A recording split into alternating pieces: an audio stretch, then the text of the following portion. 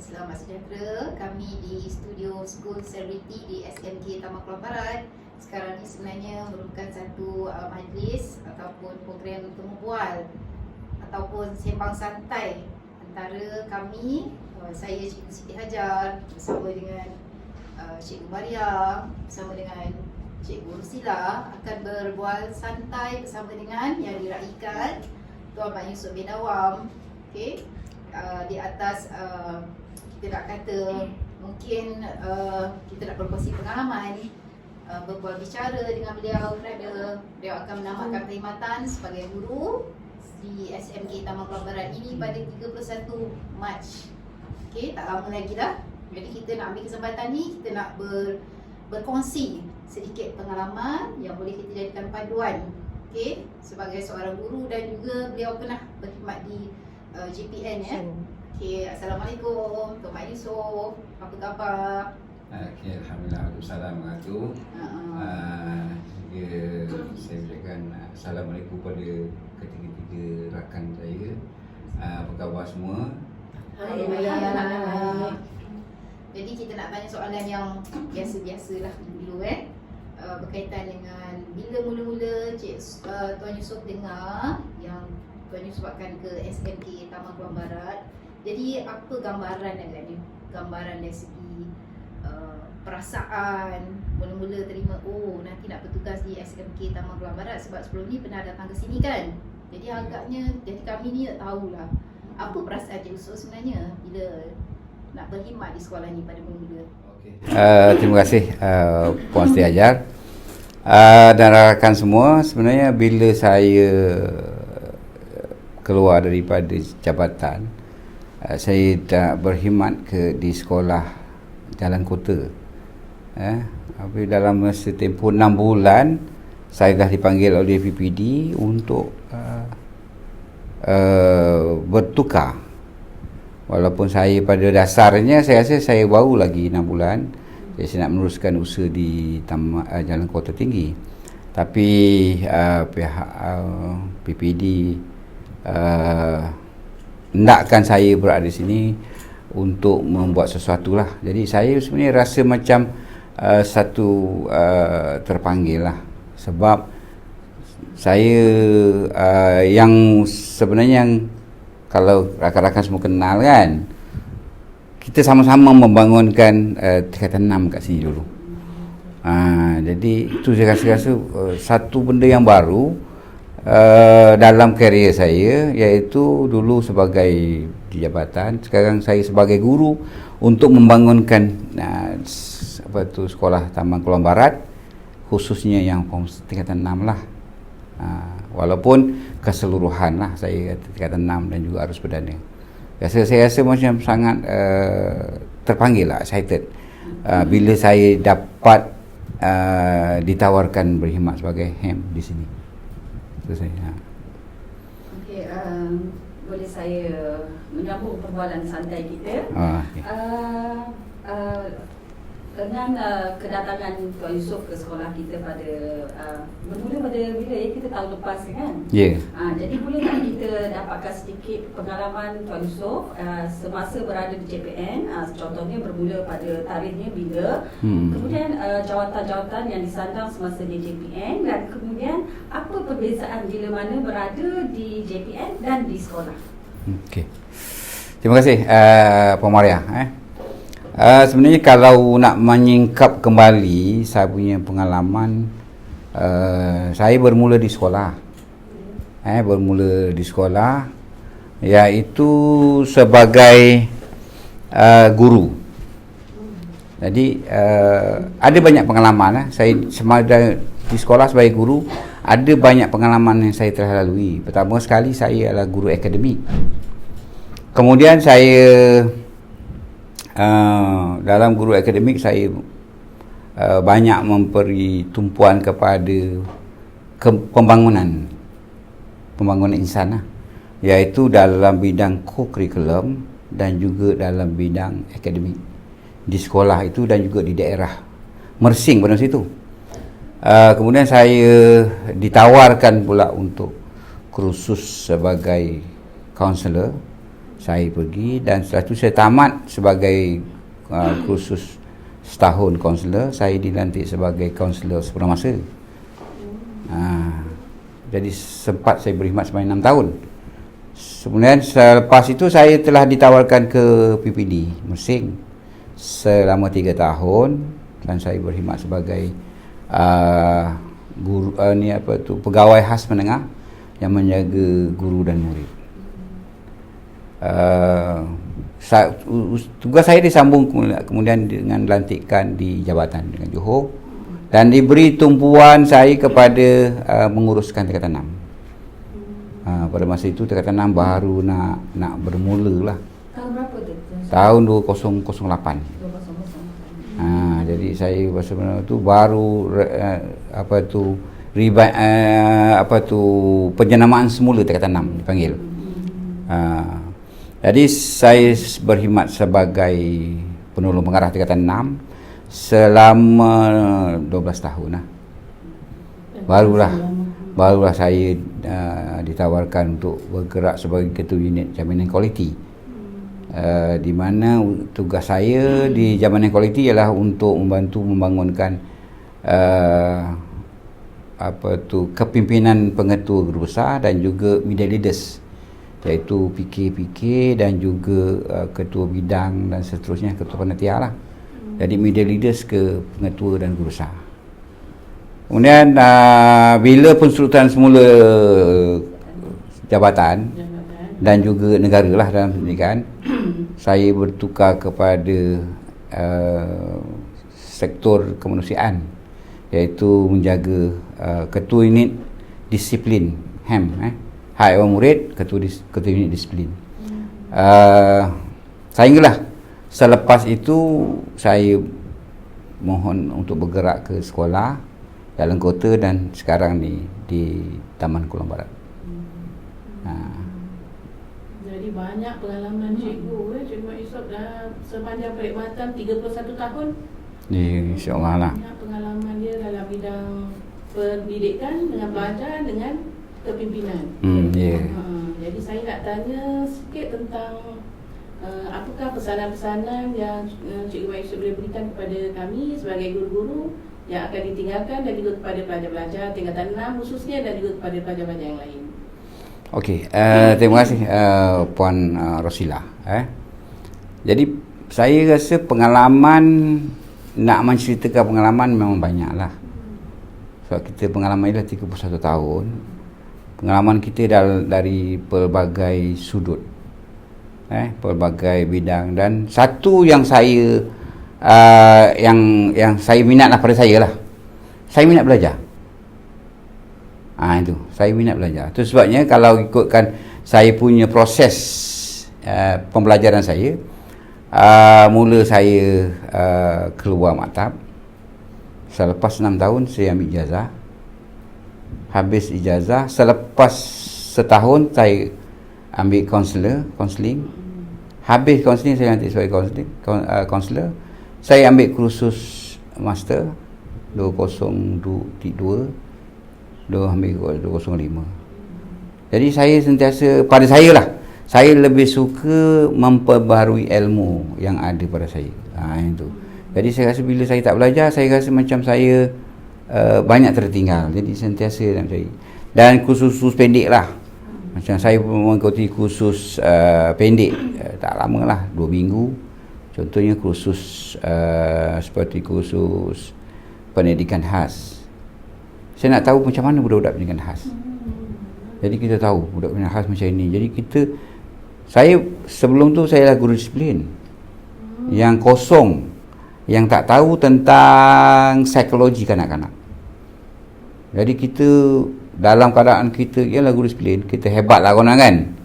Tapi bila kita belajar ilmu psikologi kanak-kanak, saya ambil psikologi remaja dan psikologi dewasa, baru kita dapat melihat sebenarnya skill manusia ini dia berubah. Jadi kita kata hari ini, kalau dulu saya kata nampak budak tu nakal, kita terus marah. Tapi bila saya belajar ilmu kaunseling, saya belajar ilmu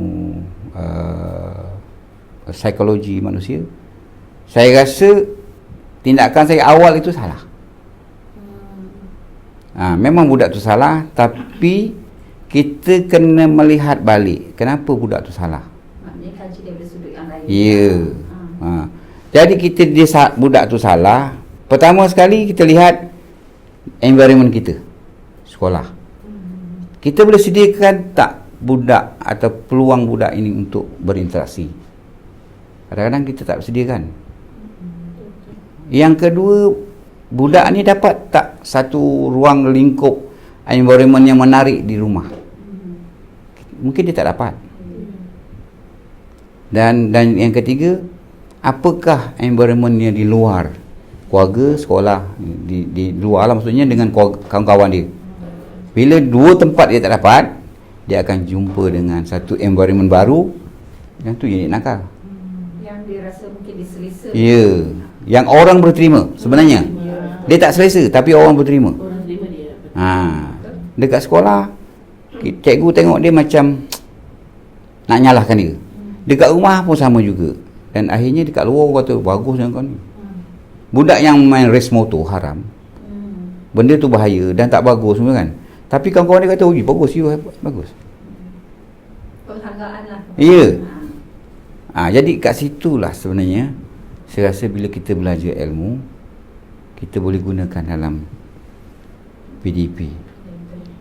Jadi kita tidak terlalu mudah menghukum budak sebelum kita buat satu kajian pendidikan. Environment, 3 environment tadi. Pertama, environment sekolah, rumah dan juga di luar sekitaran dia.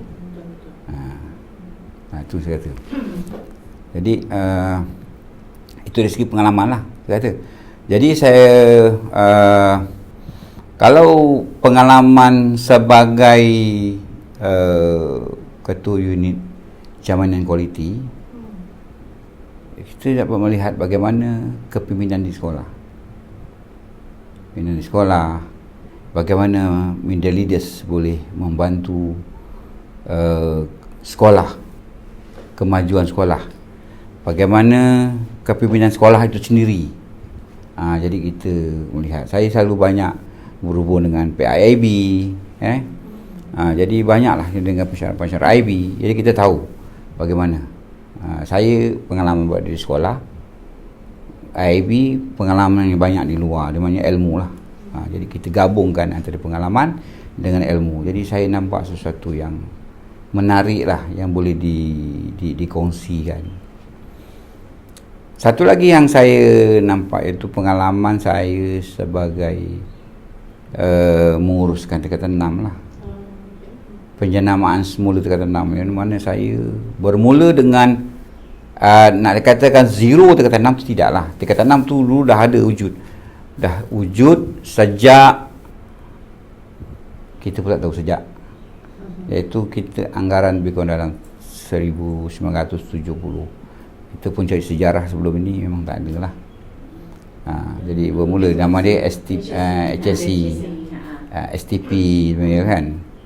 Jadi bila ada STPM, itu dia penjenamaan semula. Jadi pihak kementerian, pihak kerajaan mintakan satu penjenamaan semula dibuat untuk tingkatan 6 ini supaya ia dapat bersaing dengan institusi lain di luar negara. Itu sebenarnya hasrat kerajaan. Jadi secara kebetulan saya berada di situ dan saya minat dipertanggungjawabkan sebagai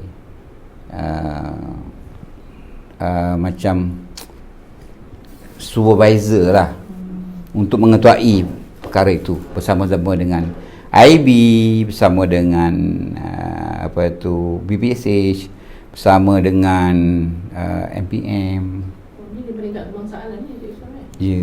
Maknanya yang maknanya kertas kerja untuk penjenamaan semula yang boleh Cik Usut sambung tentang bagaimana dibawa ke peringkat parlimen. Okey. Tentang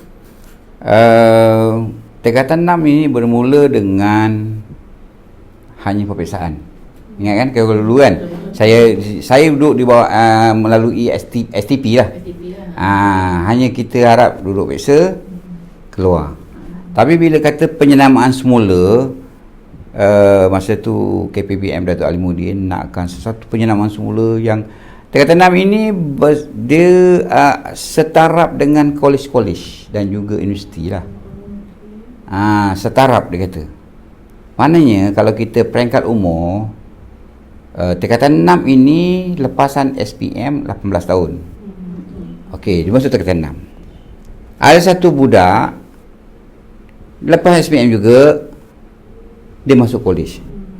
Ada tak perbezaan antara budak yang masuk tingkatan 6 dengan kolej? Dululah.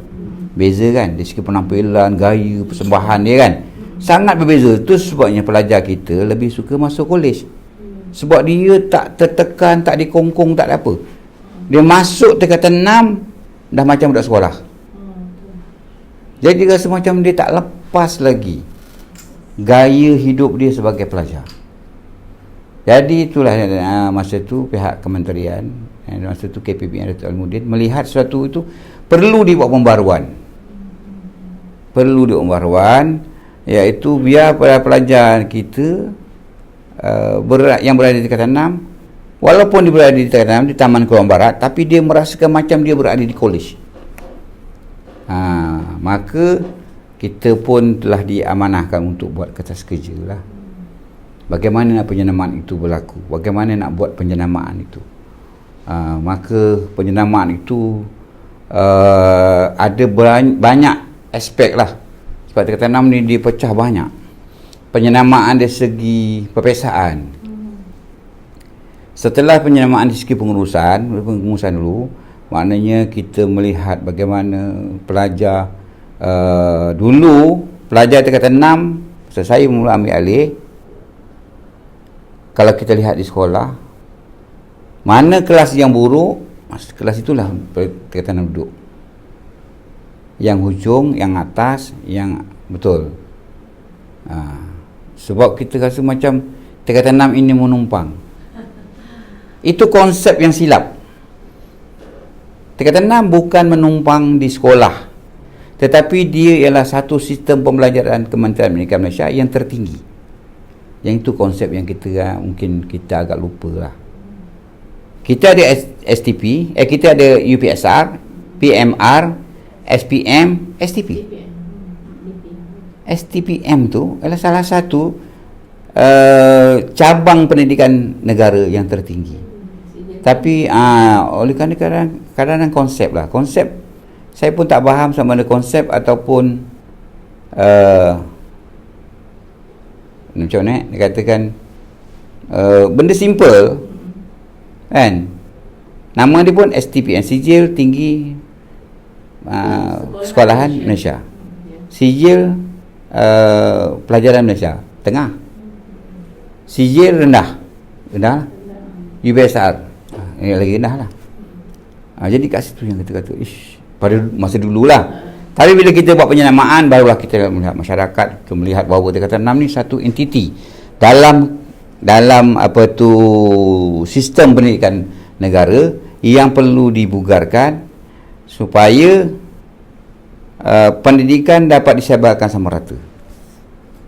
Jadi kita melihat bahawa tingkatan 6 ini adalah satu sistem yang berada dalam lingkungan Kementerian Pendidikan Malaysia. Dia bukan terasing. Itu sebab dulu saya masa mula-mula lah kata kenapa tingkatan 6 ni tak asing kan? Dia menumpang sekolah kita ni.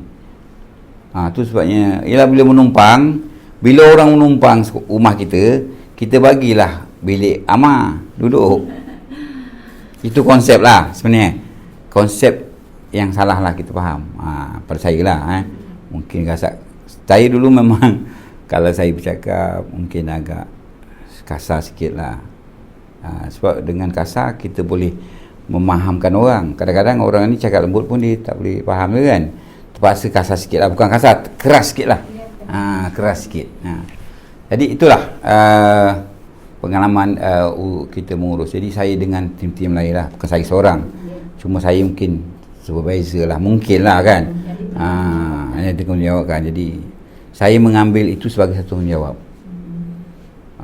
Sebab saya pun masa pegang jawatan sebagai pengarah tingkatan 6, pengarah Johor dulu. Masa tu Datuk Supaat panggil saya, dia kata, you pengarah tingkatan 6 kan, ni benda baru, saya nak buat sesuatu yang terbaik untuk tingkatan 6 negeri Johor. Tu yang satu. Okey, tu masa tu Datuk Supaat panggil untuk mula-mula hari pertama saya memegang jawatan itu. Sebab itulah jawatan yang pertama baru wujud. Dulu tak ada, dulu dia panggil penyelaras tingkatan 6. Dulu penyelaras tingkatan 6 kan. Bila ni dia kata penolong pengarah tingkatan 6. Jadi awak kena buat sesuatu untuk Johor. Jadi bila sebab Johor, benda tu berjangkit sampai di negeri lain dan kebangsaan sebenarnya. Jadi itulah cabaran dia. Jadi ada banyak yang paper yang kita dengan kementerian, dengan EPRD. EPRD salah satu lah entiti yang sangat kuat menyokong. EPRD dia sebagai kajian kan, kajian pendidikan kan, EPRD. Bagaimana kita nak buat, contohnya bagaimana nak buat sistem modular. Saya terlibat. Kita berbincang dengan panggil pihak-pihak universiti nak buat kajian kertas kajian pelajar. Kertas kajian maknanya untuk dapat, saya pun pada mulanya kita buat kertas kajian itu kajian pelajar tu sebenarnya untuk memberi budak peluang lulus, bukan kajian itu memberi ruang budak gagal. Itu silap. Dulu kita peksa saja. Macam universiti, kita ambil universiti. Sebenarnya konsep masuk universiti tau. Di universiti kita belajar, kita kena dengar kuliah, betul? Ada peksa. Ada antar paper. Dua-dua ini akan menyebabkan kita lulus. Begitu juga formsik. Tapi pada masa itu, formsiknya punya kajian tingginya. Jadi kita rendahkan, bincang-bincang dengan universiti, rendahkan, akhirnya sesuai dengan pelajar. Tu sebab saya pesan dengan cikgu-cikgu dululah, pesan dengan cikgu-cikgu dalam seminar. Saya selalu buat seminar tu kan, seminar tingkatan 6 dengan guru. Pesan bahawa kajian murid tu kita sebenarnya bantu dia sehingga dia boleh dapat lulus semua subjek lain.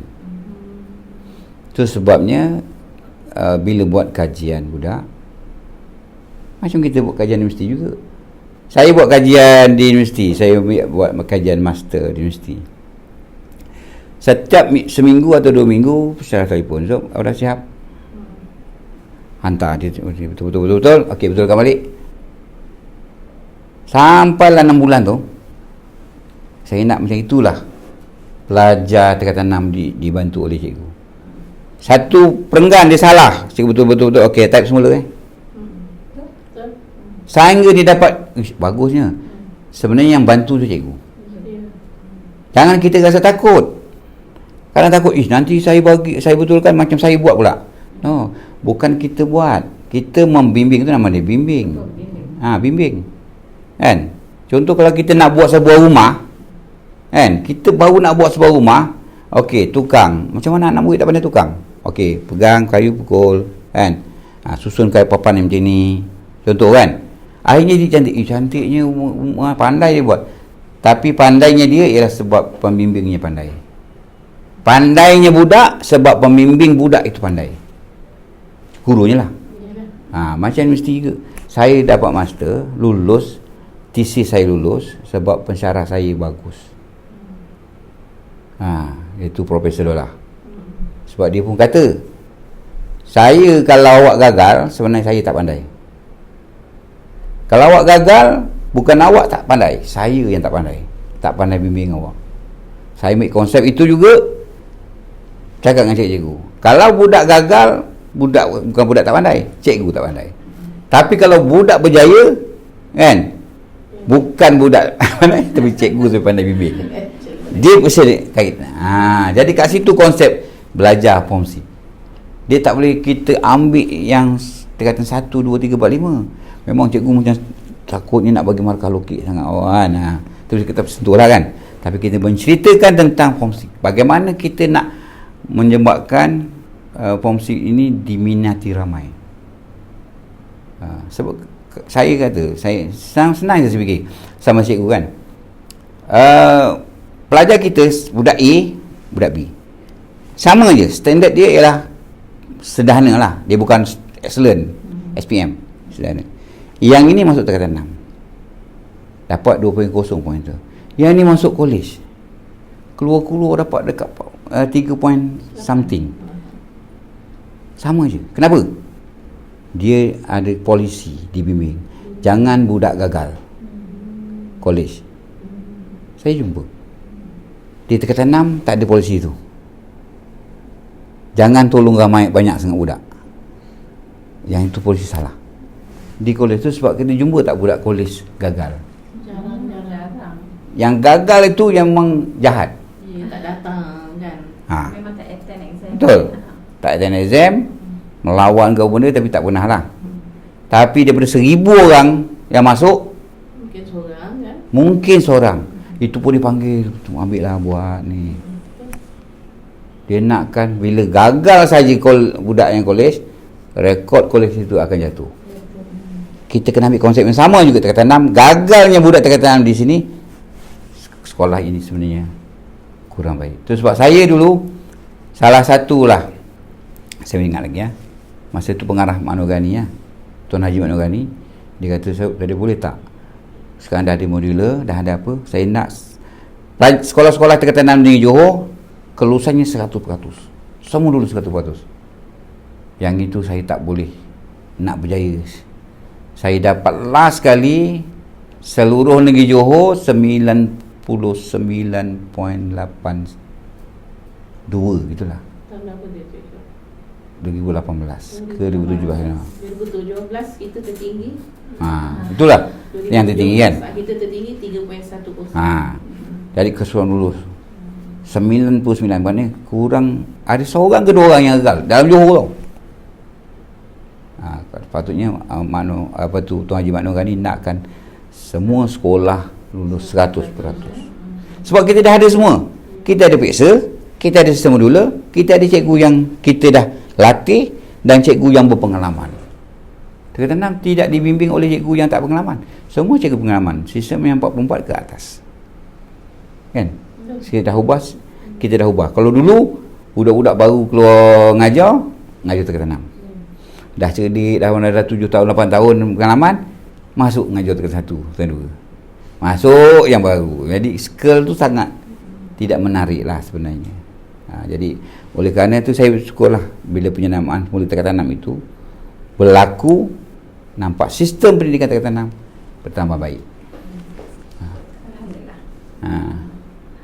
Macam tu, Kita dah dengar penerangan panjang lebar.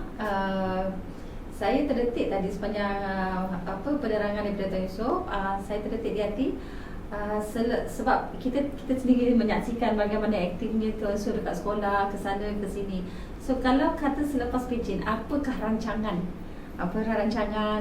dari segi aktiviti harian Tuan Yusof? Dia itu dah pencen lah kan. Saya sebelum pencen, saya tak fikir nak buat apa dengan pencen. Saya ni satu perkongsian lah. Sebenarnya saya teringatlah kata-kata bekas pengarah Johor lah. Pengarah Johor atau pengarah Melaka lah. Saya pergi ceramah. Dia kata, dia cakap dia lah, besok nak pencen, hari ni saya masih lagi bekerja untuk pendidikan ini. Itu prinsip yang kita kena pegang. Tu sebab saya tak fikir nak buat apa kita. Rasakan lah saya nak fikir ni. Jadi boleh yang kita boleh buat, kita buatlah sampai deadline kita hari pencen tu. Bye-bye lah. Kan? Tapi kalau ada pertanyaan, perkongsian pun kita boleh bantu lagi lah. Yang itu sampingan. Jadi untuk merancang akan datang ni, dia tak ada satu paperwork lah maksudnya untuk pelancongan akan datang lah. Kita belum ada jelas. Mungkin hari pertama pencen pun saya ada paperwork lah. Nak buat apa. Itu saya tu lah. Itu prinsip lah, maksudnya prinsip saya. Okey. Untuk yang terakhir saya tanya Tan Yusof, apakah perasaan Tan Yusof bila nak dekat nak bersara dah ni? Apakah perasaan yang dan juga pesanan kepada kami ni?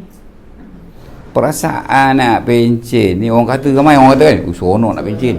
Orang cakap lah. Saya tidak merasa seronok nak pencen. Oh ya. Tahu. Ni lah. Saya tidak merasa seronok nak pencen. Maksud bukan saya kata saya takut pencen, bukan. Saya rasa bila tak seronok, kenapa tau?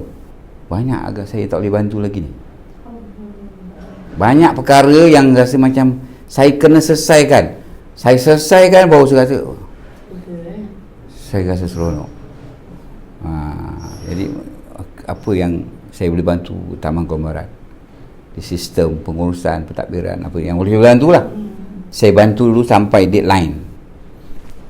Kemudian nasihat ni saya rasa banyaklah nasihat. Maksudnya pertama sekali saya nak kongsi lah sikit.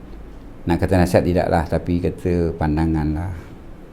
Kata kita pegang satu saya kata pepatah ke gurindam dia kata semualah rakan kita ni daripada A sampai Z adalah rakan kita.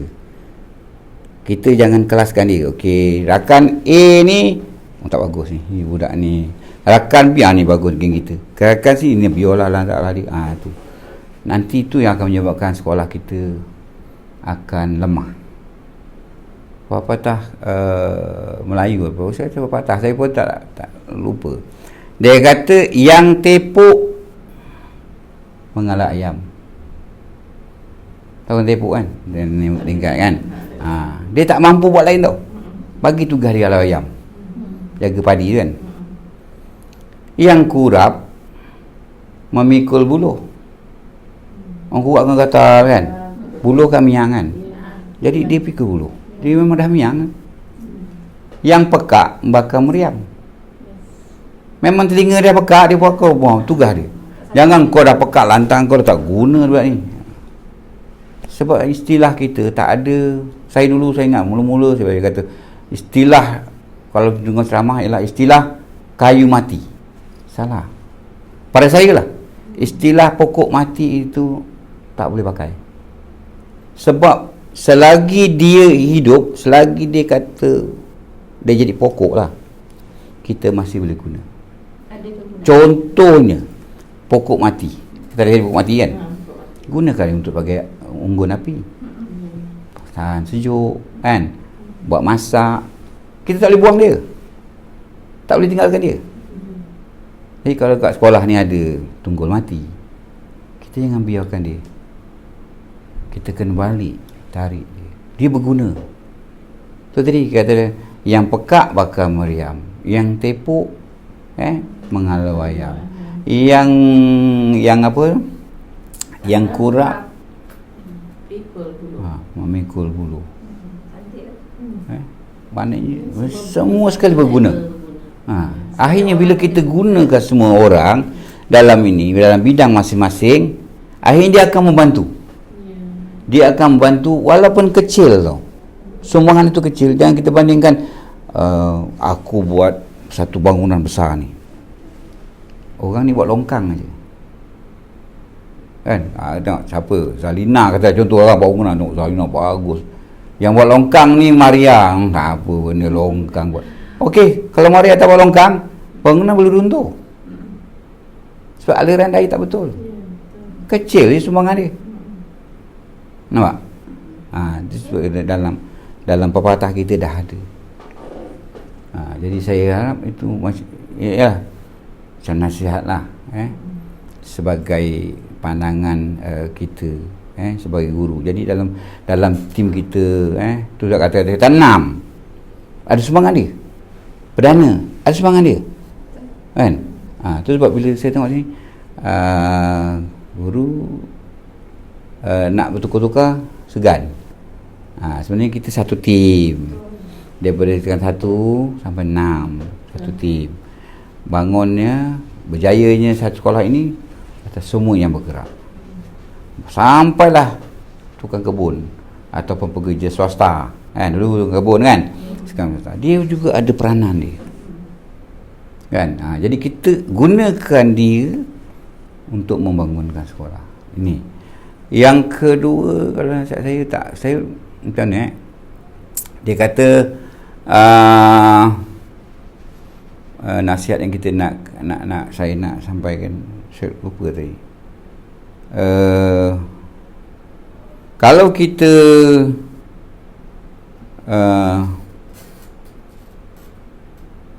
nak berjaya sama, pertama sekali mesti mufakat. Mesti ada mufakat. Mufakat ini, dalam mufakat ni mesti ada yang kurang lebih. Kita ambil satu keluarga, anak satu dengan anak yang sulung, kan? Anak kecil yang musuh sulung. Dia kalau tak sepakat ini, keluarga kita akan habis rosak. Kan? Tapi oleh kerana kita sepakat, kan? Kita buanglah mak bapak dah tak ada. Kalau adik sulung, abang sulung berjaya, adik bongsu gagal, dan taklah kau malas belajar dulu. Yolah, aku rajin. Sebab kita tak bantu dia. Kalaulah adik sulung dipertanggungjawabkan, adik yang bongsu gagal, kan? Dia yang bantu. Kejayaan dia itu sebenarnya disumbang oleh adik dia. Dia tak perasan. Sama juga dalam sekolah, saya ambil konsep kejayaan STPM disumbang oleh SPM. Pelajar-pelajar SPM yang bagus, kita tarik dapat masuk STP, dia akan menyumbang kepada kejayaan STP. Kejayaan SPM disebabkan oleh tingkatan 1, 2, 3. 1, 2, 3 ini berjaya, dia akan menyumbang kejayaan. Jadi kita berkait. Dan akhir nanti, bila kejayaan budak tingkatan 6 masuk ke universiti dan semuanya, dia akan pusing balik bantu sekolah. Tu dia kata, dia akan berpusing. Satu skill yang besar. Satu rantaian. Ya, satu rangkaian. Jangan putus kerantaian tu. Bila kita putus kerantaian daripada SPM, sekarang kita kata putus. Budak ni berjaya nanti, dia pun tak balik sekolah. Sebab dulu kata 5 tak bantu kita. Dia skill tu terputus. Jangan putus. Jadi dia akan balik, budak akan balik menyumbang. Budak dia berjaya mungkin dah 10 tahun, 15 tahun akan datang, dia berjaya, dia akan semua balik ke sekolah. Dia akan bantu adik-beradik dia yang kecil-kecil semua tu, sama ada sumbangan kewangan, nasihat apa semua, dia akan pusing. Ataupun paling tak ada, jadi contoh. Kau tengok dia budak STP, dia kata STP Taman Keluang Barat ramai sekarang dah berjaya di peringkat tinggi. Ini yang bagi semangat kepada budak-budak bawah yang belajar. Dia akan menyokong belajar terus sampai terima berjaya dia kata tanam ramai budak berjaya, dia akan masuk tingkatan 6. Itulah peranan kita balik semula penyenamaan semula tingkatan 6. Sebenarnya. Jadi kerajaan sebenarnya, hasrat kerajaan dengan penyenamaan itu untuk membantu pelajar-pelajar yang miskin dan sederhana asalnya, yang tak berpeluang masuk ke universiti, masuk kolej yang kosnya tinggi, kolej kan, dia terus ke tingkatan 6, dan akhirnya bila berjaya tingkatan 6, dia boleh kerja atas sama pelajar. Itu saja sebenarnya. Panjang lebar kita. Ya. Saya rasa kita pun dah sampai ke penghujung sembang santai kita, dan kita rasa banyak sebenarnya yang boleh ditanya dan banyak ilmu yang boleh dikongsikan lagi. Tak cukup rasanya dalam masa yang terhad ini. Banyak ilmu Cik Yusof ni. Sebab bila setiap kali saya berbual dengan beliau, sentiasa ada jawapan bagi setiap soalan yang kita kemukakan. Saya rasa Perusila pun setuju Ya, memang apa setuju. saja yang kita soal sentiasa ada jawapan. Okey. Jadi bagi pihak rakan-rakan kami mengucapkan terima kasih, berbanyak-banyak terima kasih kepada Tuan Yusof yang bakal menamatkan perkhidmatan sebagai guru pada 31 Mac ini, dan kami sebagai wakil rakan-rakan di TKB sangat-sangat berharap dan mendoakan agar Tuan Yusof sentiasa berada dalam keadaan yang sihat, berada dalam keadaan yang dimurahkan rezeki, dipermudahkan urusan dunia dan akhiratnya, dan jangan lupalah kami di sini. Jenguk-jenguklah kita di sini. Okey. Okey. Saya rasa itu saja dari saya. Kalau Tuan Yusof nak sambung apa-apa sedikit lagi. Okey, terima kasih juga saya kepada Puan Rosila, pada Puan Maria, pada Puan Zalina, juru kamera kan ya, yang sudi mengaturkan kita punya sembang santai. Walaupun yalah saya kata bukan banyak ilmu, tetapi kita pegang balik, kembangkanlah ilmu walaupun sedikit. Betul, setuju. Kalau kita nak tunggu ilmu kita banyak, memang tak ada. Sebab saya ni sikit lah ilmu itu ibarat buih di lautan. Dia takkan habis. Selagi kita timba satu baldi, kita akan nampak lagi beribu sebenarnya. Sebab saya ambil master, saya rasa macam semua saya hebat kan ambil master. Tapi sebenarnya saya sangat kerdil. Semakin banyak kita belajar, semakin kecil kita tahu diri kita. Jadi salah satu yang saya nak kongsi, kalau ada lah saya salah satu tesis saya ambil ialah kemahiran berfikir. Sebab saya bila pemaharan jawab soal, saya boleh jawab. Sebab kemahiran berfikir aras tinggi itu. Saya buat tesis. Memang tak ada dalam Malaysia. Saya nak cari buku tau. Pensyarah kata boleh buat tak? InsyaAllah saya cuba. Yang saya rujuk buku Edward de Bono, tapi tak tinggi sangat. Dan juga satu buku daripada Perancis. 2 buah buku saja. Jadi yang kita belajar kata, ya, awak tak ada buku rujukan ni? Tak ada. Tak apa. Saya banyak ambil daripada sumber-sumber agama lah. Daripada sahabat-sahabat, daripada wali, daripada buku karangan-karangan ni lah. Buku-buku karangan dia. Saya gabungkan.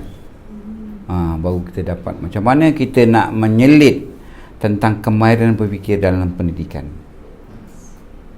Itu saja. Itu saya tadi saya nasihatkanlah, kalau ada peluang belajar, jangan kita belajar untuk pangkat, tak. Belajar untuk kita refresh kita punya otak. Bila kita refresh otak kita, kita akan sentiasa sihat, alhamdulillah. Jadi saya harap lepas ini, memang saya dah tak bekerja sini kan. Kalau ada soalan-soalan, saya boleh berfikir lagi untuk menjawab soalan. Selain daripada saya akan mungkin buat kerja-kerja lain lah. Tak akan stop untuk pencen rehat, tak. InsyaAllah lah.